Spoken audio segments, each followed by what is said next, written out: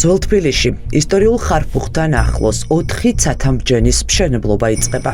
პროკურატურის პირდაპირ 16445 კვადრატულ მეტრ მიწაზე 600-ზე მეტ საცხოვრებელ სახლზე გათვლილ მრავალფუნქციურ კომპლექსს სანქტ-პეტერბურგელი ბიზნესმენი ააშენებს. თემურან ჩაბაძე რუსეთში ჩრდილოევროპული გაზსადენების კომპანიის ხელმძღვანელია. ეს კომპანია რუსეთის სახელმწიფო ენერგო გიგანტის გაზპრომის პარტნიორია. Keystone Development-ის სარადმო ვედიხა, ბატონი ანჩაბაძე ხომ არ არის კომპანიაში? სამწუხაროდ არა. მხოლოდ 4 ცათამბჯენის ასაშენებლად თბილისში რუსული გაზპრომის პარტნიორი ბიზნესმენი 200 მილიონზე მეტს დახარჯავს. თემურ ანჩაბაძე რუსეთში 4 კომპანიის მფლობელია. რუსეთის ბიზნეს წრეებში მას გაზპრომის მსხვილ ბიზნეს პარტნიორად იცნობენ. ანჩაბაძე რუსეთში ჩრდილოევროპული გაზსადენების ლოჯისტიკის კომპანიას ფლობდა, რომელიც რუსეთის სახელმწიფო ენერგო გიგანტს გაზპრომს ემსახურებოდა. ეს კომპანია ანჩაბაძემ რუსეთ-უკრაინის ომის შემდეგ 2023 წლის 14 ივლისს გააუქმა. სად არის ბატონი თემურ ანჩაბაძე? არუსია ქვეყანაში დღესდღეობით არ არის. რუსეთიდან მართავს ბიზნესს? არა, რუსეთიდან არ მართავს, არ ვიცი, ხან საქართველოში არის, პერიოდულად საქართველოშია, ხან სხვა ქვეყანაში არის, ამდენად ვიცი სხვა ქვეყანაში სახეავს ბიზნესი. პეტერბურგელი ბიზნესმენი, რომელიც ქართულ სამშენებლო ბაზარს იპყრობს, რუსეთში ახლა სპეცგაზენერგო მაშის მფლობელია. თემურ ანჩაბაძეს ამ კომპანიის აქციების 99.99% ეკუთვნის. რუსეთის ერთიან რეესტრში ვკითხულობთ, რომ ეს კომპანია რადიოაქტიული ნივთიერებების და მათი ნარჩენების საცავებს აშენებს. ანჩაბაძის კომპანიას ლიცენზია ბირთვული უსაფრთხოების ფედერალურმა სააგენტომ მისცა.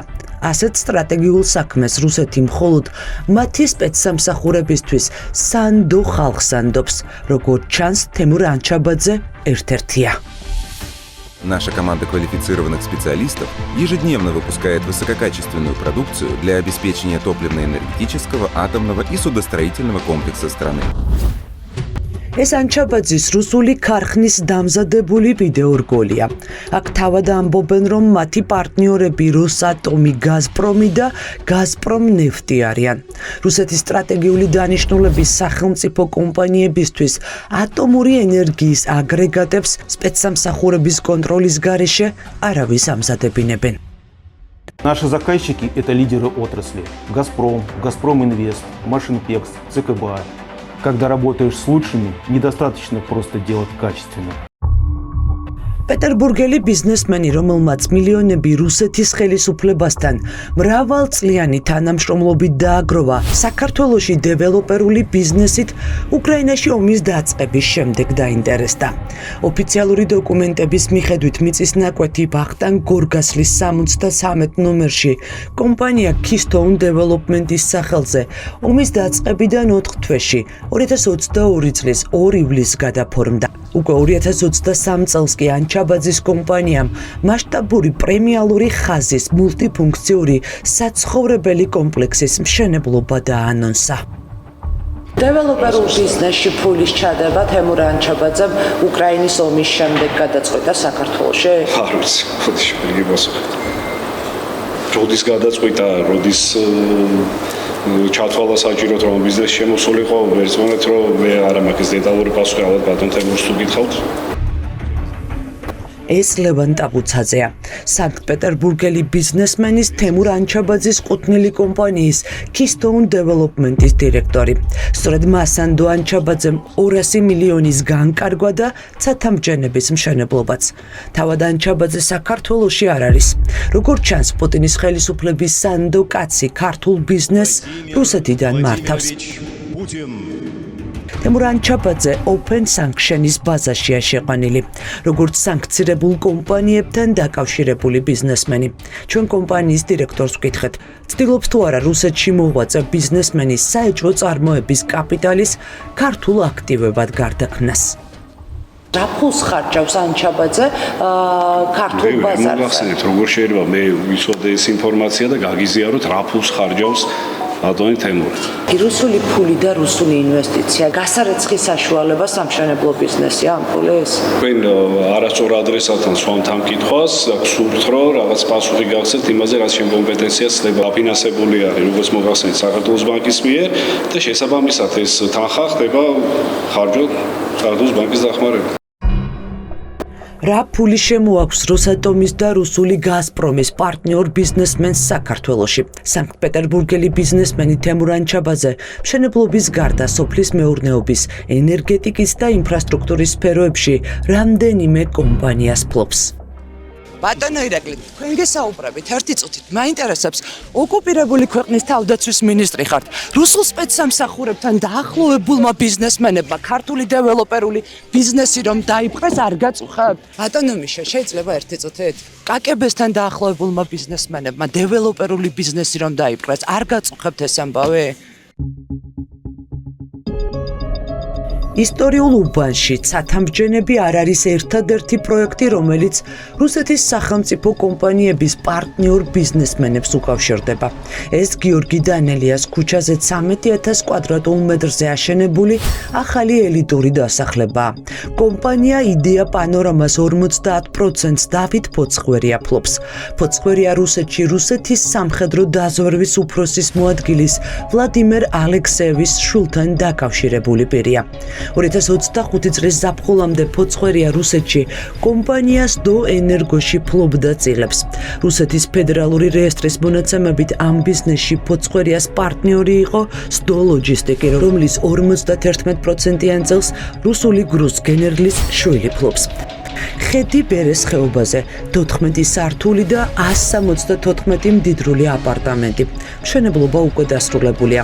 ოფიციალური მონაცემებით აქ 100 მილიონი ჩაიდო.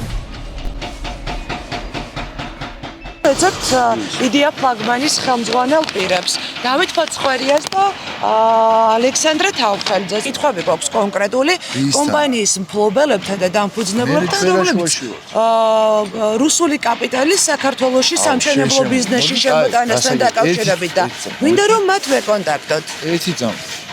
აქ ვერ ნახავთ. სად ვნახოთ? ჩვენ პასუხს ვერ გაგცემთ, იმიტომ რომ რუსული კაპიტალია, ევროპული კაპიტალია, ამერიკული კაპიტალია თუ ინდონეზიისა არ ვიცით. დავით ფოცხვერია რუსული საეჭვო ნავთობის მიღებისა და გატარების გამო სკანდალში გახვეული ბლექსი პეტროლიუმის 29%-იანი წილის მფლობელია. ფოცხვერია კოტე გოგელიას დიშვილია, რომელიც 7 კომპანიას ფლობს რუსეთში. მისი მთავარი აქტივი ჩრდილოეთის სატვირთო კომპანიაა, რომელიც გაზპრომ ტრანსის ექსკლუზიური პარტნიორი იყო. რუსული გამოცემები წერენ, რომ კოტე გოგელიას და მისი ოჯახის წარმატებული ბიზნესის უკან ვლადიმერ პუტინის ძველი მეგობარი და სპეცსამსახურების თანამშრომელი ვალერი გლუბევი დგას. ნებრივად გვიჩნდება კითხვა, რომ რატომ კეთდება ეს ყველაფერი.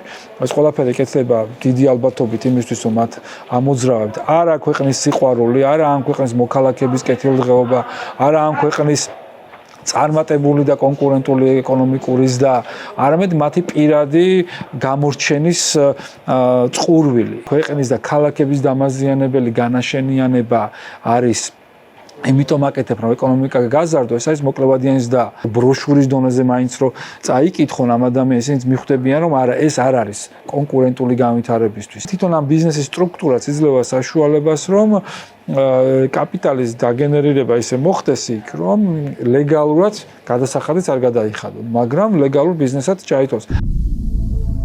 რატომ ირჩევს რუსული ბიზნესი საქართველოს ინვესტირებისთვის და აქცია თუ არა ქართული ოცნების ხელისუფლებამ ქვეყანა რუსული ფულის თავშესაფრად? ამ კითხვებით ბლექსი პეტროლიუმის ოფისში დავით ფოცხვერიასთან შესახვედრად მივდივართ. დავით ფოცხვერიასთან ვარ ჩვენ მოსულები და გოგელიასთან. ადგილზე არ იმყოფებიან, როგორც ვიცი და მთელი მენეჯმენტი წასულიაო, გითხრათ, ანუ ფოცხვერია წასულია, გოგელია წასულია, ჟორდანია წასულია, არც ერთი არ არის სამსახურში. შეგიძლიათ დაწეროთ ნომერი და გადავცეთ. გიორგი დანელიას ქუჩაზე აშენებული 14 სართულიანი პრემიალური საცხოვრებელი კომპლექსი რუსეთის სპეცსამსახურების პარტნიორი ბიზნესმენის ერთადერთი დეველოპერული პროექტი არ არის. ლისზე, ლეო კვაჭაძის ქუჩაზე ეს მდიდრული დახურული კომპლექსიც კოტე გოგელიას ოჯახის წევრებმა ააშენეს. 14 მდიდრული ვილა, თითოეულის ღირებულება $400,000. ეს უკვე დასრულებული და გაყიდულია. ფლობელების დიდი ნაწილი რუსეთის მოქალაქეა. საჯარო რეესტრში დავით ფოცხვერიას სახელზე 24 კომპანიაა რეგისტრირებული. მას სამშენებლო ბიზნესის გარდაწილები აქვს ნავთობის, ცემენტისა და აგრობიზნესში. ჩვენი ვანიშვილის გუნდის წევრებს ვკითხეთ, ვინ უქმნის რუსულ სპეცსამსახურებთან დაკავშირებულ ხალხს, სასათბურე პირობებს საქართველოში და არის თუ არა ეს საფრთხე ქვეყნისთვის. ვინც კანონს თარგლებს არსება, ითხოვს სამშენებლო ნებართვას და მას აძლევა კანონიდან გამომდინარე ან არ ეძლევა. აი ხა პრობლემას თქვენთვის წარმოადგენს თუ არ წარმოადგენს რუსული ფული ქართულ ბიზნესში და სპეცსამსახურებთან კავშირში მყოფი პირების რუსული ფული, ეს აღარ არის პრობლემა? რუსული ფული ან ნებისმიერი სხვა ფული პრობლემა არ არის. ფულს სული რო არ აქვს თქვენმა იდეოლოგიებმა კახა ბენდუკიძე ბრძანა 2004 წელს. მე გეუბნები თუ საფრთხეებს ამას მპასუხობთ. ამას არ პასუხობთ კახა ბენდუკიძემ დამოგზავრდა ეგრეთ თქვენ. გარდაიცვალა ბევრი წლის წინ და თქვენ გეკითხებით. რუსეთში მყოფ მსხვილ ბიზნეს დასავლური სანქციების გამო აქტივების ქვეყნიდან გატანა და ინვესტირება უჭერს. საქართველოს კი რომელმაც ადამიანის უფლებების უხეში შელახვის გამო დასავლური ინვესტიციები დაკარგა, სჭირდება კაპიტალი ეკონომიკის ასამუშავებლად. ადამიანები, რომლებმაც მშენებლობის ბიზნესის სპეციფიკა კარგად იციან, ამბობენ, რომ დეველოპერული ბიზნესი საეჭვო ფულის ლეგალიზების და კანონიერ აქტივად ქცევის ყველაზე მარტივი გზა. ყველაზე მეტად დღეს რუსეთში მოღვაწე ბიზნესმენებისთვის თუ კვაზი ბიზნესმენებისთვის საინტერესო არის, როგორც თქვით, ფულის გამოტანა ქვეყნიდან, ანუ საჭიროება დგას, ხო? საჭიროება დგას მათი მხრიდან, რომ რაც შეიძლება მეტი კაპიტალი გამოიტანონ რუსეთიდან, რომ მათ ხდებათ აქ მათთვის ესე ასურველი გარემო, რომ და მზაობა სრული, რომ ეს კაპიტალი დააბინავონ. საქართველოს სამწუხაროდ პირადად ჩემთვის ჩამოუყალიბდა რეპუტაცია ქვეყნის, სადაც რომელიც იზიდავს ჭყალებში შავფუთს. 2025 წლის ბოლო წრათვის მონაცემებით რუსეთიდან საქართველოს ეკონომიკაში განხორციელებული პირდაპირი უცხოური ინვესტიციების მოცულობა თითქმის 17%-ით გაიზარდა. ამ კაპიტალის მთავარი სამიზნე კი სწორედ მშენებლობა და უძრავი ქონებაა. ეს ფულის შემოსვლის პროცესი არის ძალიან სარისკო.